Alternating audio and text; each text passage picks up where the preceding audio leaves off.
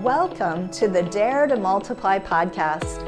On this podcast, we help passionate Jesus followers become courageous, obedient disciples who impact their communities for the kingdom of God. I'm your host, Cynthia Anderson, a disciple multiplication coach and trainer. We have some amazing guests coming up, people who are taking risks to launch new discipleship movements in their areas. I can't wait to learn from them and introduce you to their ministries. Together, we'll show you how to make and multiply disciples and groups in your area.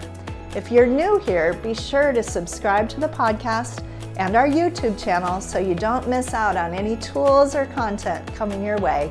I also wanted to mention a free newsletter on disciple making that I send out every single week.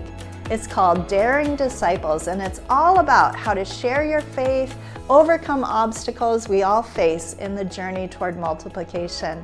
To subscribe to that, go to daretomultiply.com/newsletter. Let's dare to multiply. Are you an entrepreneurial type of person? Do you see yourself kind of as a pioneer? Maybe you've even been accused of being a maverick. I'm not surprised if you said yes to that. I definitely have been, and people have seen me that way. Many people who are attracted to this idea of disciple multiplication and catalyzing movements are those people who have a kind of apostolic type of gifting. By apostolic, I'm not talking about the office, but I'm talking about this anointing or gifting to start new things, like Paul was. They're always full of new ideas, willing to go against the flow, stand up to the status quo. And while that's a real strength, and I really believe it is, it's really necessary to see new movements begin. In this journey of multiplying disciples and launching movements, we really need to avoid going solo. I hope you heard me say that. We need to avoid going solo. And developing a team is really vital. I'll talk about that on another podcast. But it's also really important to find a mentor or a coach, somebody who's going to walk with you, who's maybe a few steps ahead of you on this journey. And it's something that I have personally greatly benefited from. Having individual coaches and mentors, as well as group coaching, and being part of a community of disciple-making practitioners. And that's really a huge part of why we are seeing the fruit that we are seeing today, because of that, what I like to call alongside kind of help. So I'll be right back to talk more about that in just a moment. Are you busy but not seeing the fruit you long for? Dissatisfied with your present level of impact on those around you, or frustrated with traditional methods of discipleship that don't seem to be effective?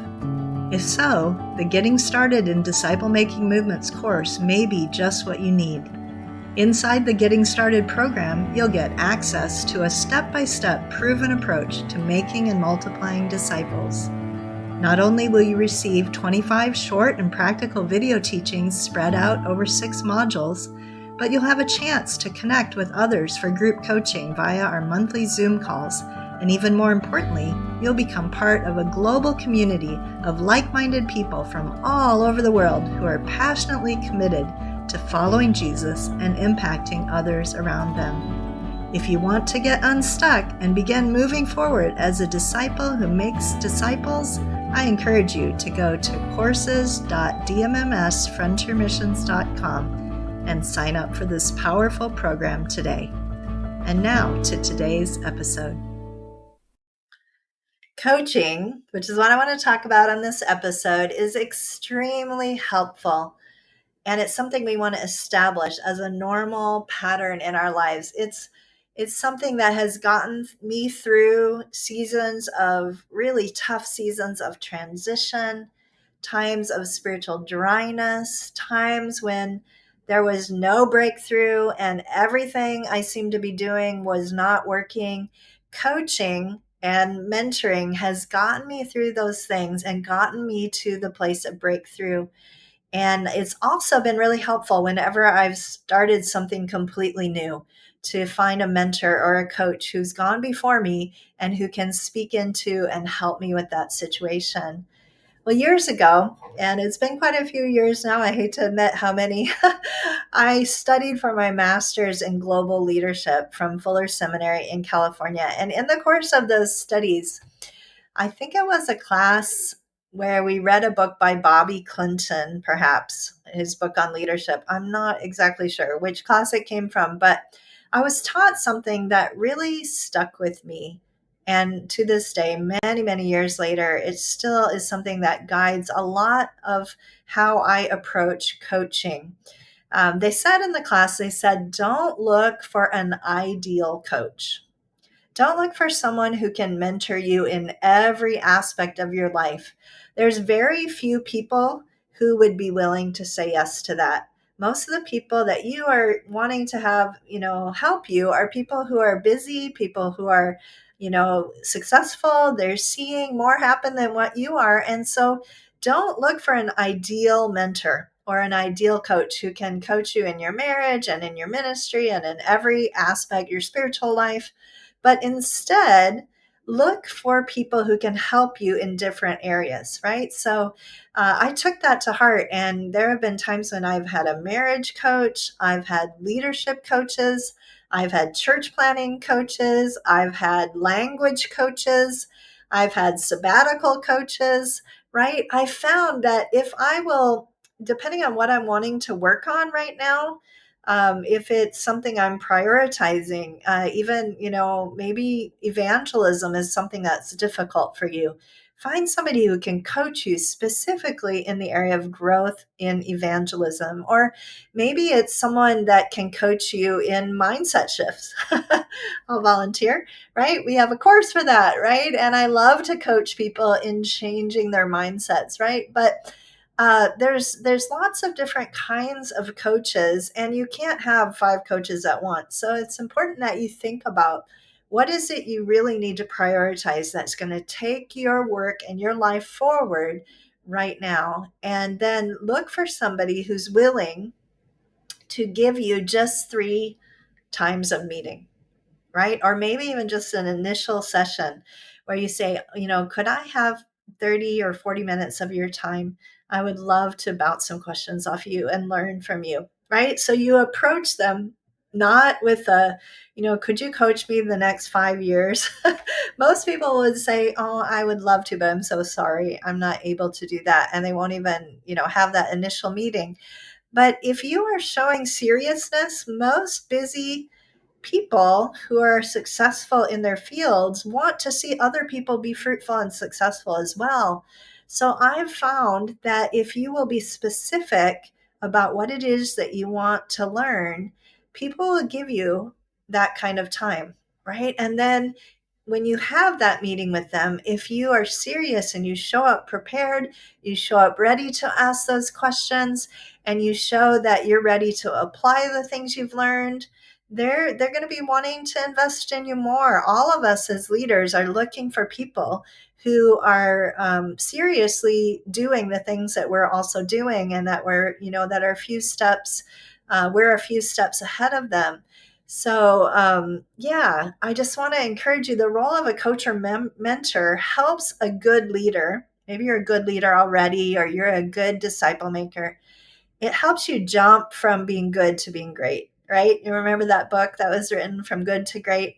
I don't know if this is in there. I read it a long time ago, but I really believe that coaching is one of those things, mentoring and coaching, and I'm going to kind of put them together. I'll explain the difference between the two in just a minute. But coaching and mentoring can really take you from being good at something to 10xing your level, right? To going up to a much more higher level of excellence and competency in that thing, which right now we're talking about multiplying disciples. So if you've seen some fruit, but you want to see more fruit, you want to go from seeing addition to multiplication, those kinds of things, I really encourage you, find the right mentor or coach who can help you with your progress and seeing even greater fruit. For many years, my coach was a man named Paul Hillhouse. And yeah, I tip my hat to him. Paul was amazing. He worked with CMI, or Coaching Missions International. He had a lot of great coaching experience. He had experience working in India. He was somebody who was a few years older than me. And we honestly worked together for many, many years. I don't even remember how many. It might have been 10 years that he coached me. Many, many coaching sessions. He invested hours and hours in me. And he coached me through many different transitions. He helped me break through barriers I was facing, times when I wanted to give up and quit. He helped me think through my options and make wise decisions. He was such an excellent coach for me. And he was truly a coach. He didn't advise me, but he asked me good questions that helped me come to my own solutions. And every once in a while, I would say, "Hey, Paul, I'd just really like to hear your advice as well." And he would be willing to give that to me. But most of the time, he was helping me solve my own problems. And, really, that's in my mind the difference between a coaching approach and a mentoring approach. And if you're mentoring someone, I use a lot of coaching questions anyway, because I think it's better to help people find their own solutions. But at the same time, a mentor is someone who's guiding you, training you, teaching you. And so personally, I often use kind of a coach mentor hybrid approach with people. I ask a lot of coaching questions, but at times, especially when I see them kind of getting off track towards their movement goals, I may do a redirect and say, "Hey, would you mind me speaking into this?" And I offer a bit of advice as well. So coaching and mentoring, they're kind of intertwined in my mind when it comes to disciple multiplication. Well, the most classic biblical example of a coach in the Bible is Barnabas. His name meant son of encouragement. And we find in Acts chapter 11, 22 to 25, Barnabas was sent to Antioch, where many people had been coming to Christ, coming to the Lord newly. He was sent there to help those people. And not long after he went there, he felt like he should go and get Saul to help him. Saul must have been on his heart, in his mind. The Holy Spirit was prompting him, I'm sure. And he traveled actually for several weeks. It was several weeks away, walking and in the type of transportation they had back then. And he went way out of his way to go and find Saul and bring him back so he could work together with him. And later, of course, we see that Saul developed quickly. Barnabas was a great mentor. They worked together. The work began to thrive and grow. And later on, we see that Saul, who becomes Paul, becomes this powerful movement leader and church planter. And his ministry actually far surpasses that of Barnabas. But it would not have been possible without the Barnabas in his life and the role that Barnabas played. Well, there's another story that I want to mention. We talk about the biblical story of Barnabas and Paul. But another story I want to mention is about a couple who went through our Getting Started in Disciple Making Movements course. And they took the online training, they attended the regional coaching group, and then they were offered individual coaching. The regional coach saw them as someone who has a lot of potential. We offered them coaching, and they began meeting with this disciple multiplication coach who worked with us in Disciple Makers Increase, or DMI. And they started meeting with him. They were learning from him, and then they began coaching and mentoring a young man in West Africa. And they began pouring into him. And whenever they would hit a barrier, they would come up and discuss it with their coach. And they worked together with this coach for about 3 years, learning, getting his encouragement, working through obstacles they faced. And today, the person that they trained and that they've poured into has seen an amazing movement take place. And I just heard the other day that movement now has an estimated 10,000 baptized believers, most of them from an unreached people group. Praise God. Isn't that amazing? Coaching played a very key role in seeing this come about. I believe that that couple would have seen fruit, but they would never have seen the kind of fruit, even with the good training that I gave them right in the course. They would not have seen the fruit that they have seen in the field if they had not prioritized. And they're busy people. He's an engineer and she's, busy with a job and work and kids, but they prioritized getting good coaching to help them put this into practice. I really believe it can take you from being good at disciple making to becoming great. It's one of those keys that can help so much. Well, you might be thinking to yourself, well, how do I find someone like that? Who can coach me, right? Or how do I find a Barnabas, someone who can coach me to greater fruitfulness as a disciple maker? Well, I want to talk for a minute about how to find a coach or mentor in disciple making. There's a few different things that I want to share, probably 6 of them here, actually. The first is get connected to networks of people who are trying to multiply disciples. If you're not a part of a network yet, I really encourage you, get connected to some others who are also in this disciple multiplication stream, especially people from your own region. As you connect in networks, you'll find potential people. They may not be the leader of the network, but maybe there's somebody who's a few steps ahead of you in what they're seeing happen. So that's one important thing. Another one is to, don't ask those people for a long-term coaching commitment, right? But just ask them if they'd be willing to give you an hour of their time or 45 minutes of their time. Again, look for someone a few steps ahead of you. So get connected, find someone a few steps ahead of you. Number 3, be prepared, as I mentioned before, with your specific questions and show a seriousness, right?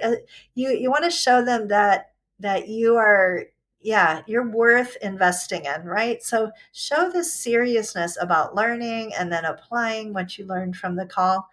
And then voluntarily, a few weeks later, report back to them. When people do that, I am hooked, right? If someone reports back to me what they did with the time I gave them and the applications they've made, I realize that they are someone that I would be willing to invest more time in if I can. Number 4 is you could join a course that offers group or individual coaching.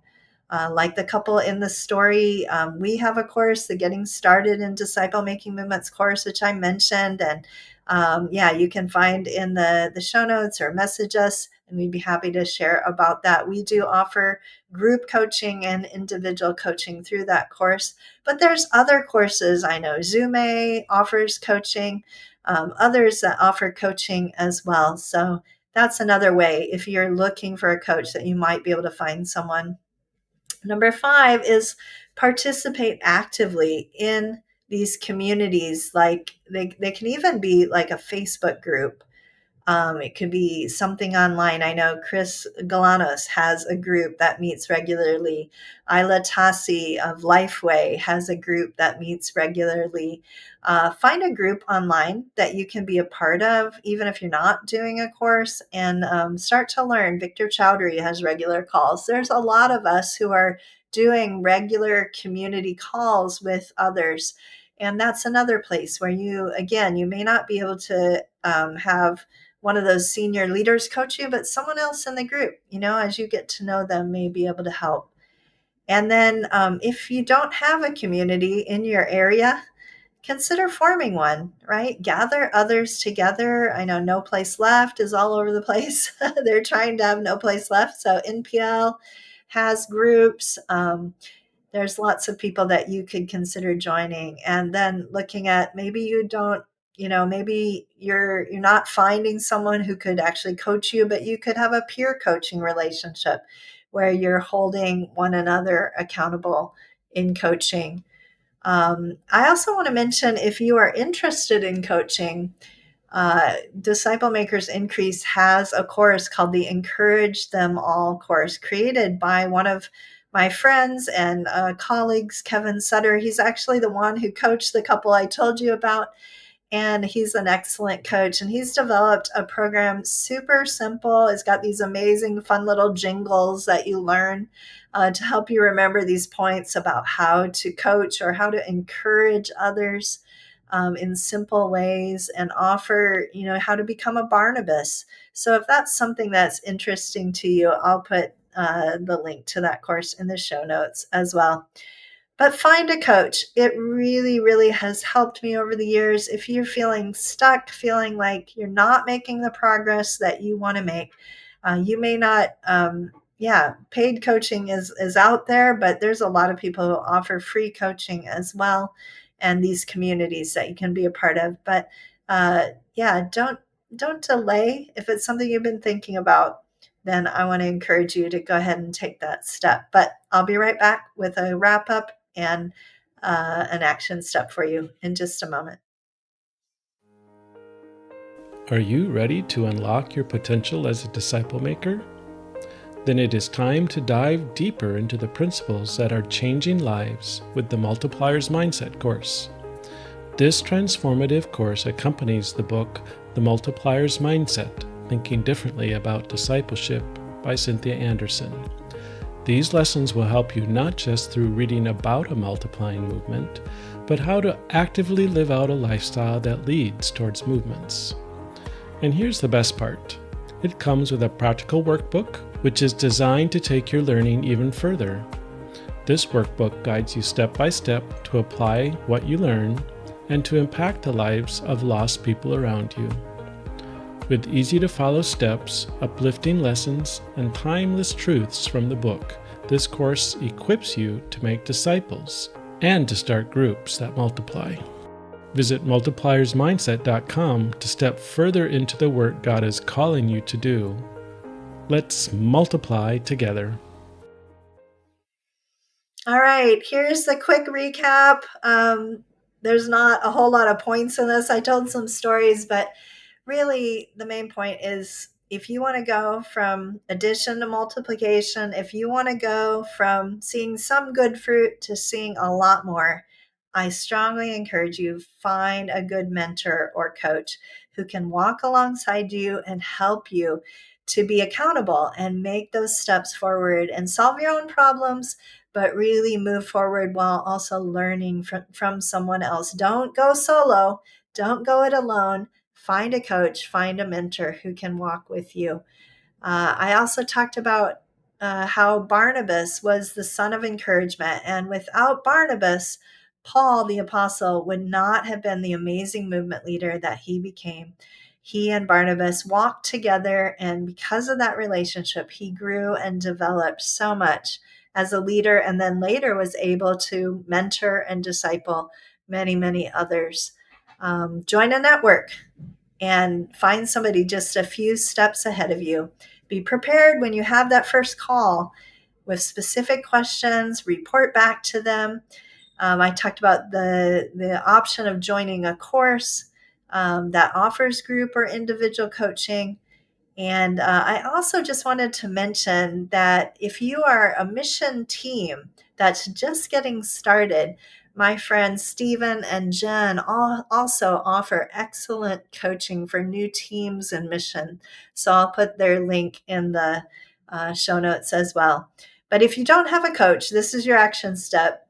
If you'd like one, go ahead and take a step to write an email, send a message, do something this week to move forward in getting that individual or group coaching started so that you can move from where you're at now to where you want to be.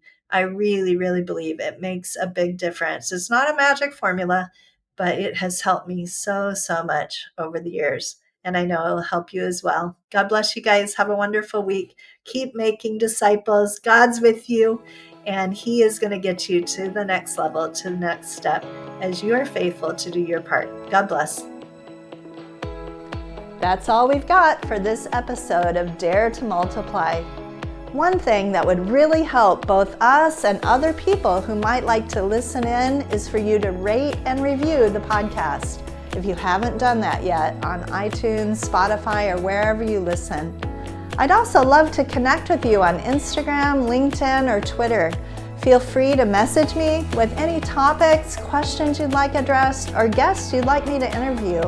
Until next week then, please remember, no matter how ordinary you feel, God's dreams for us are always bigger than we can imagine. Let's dare to trust Him for a greater harvest.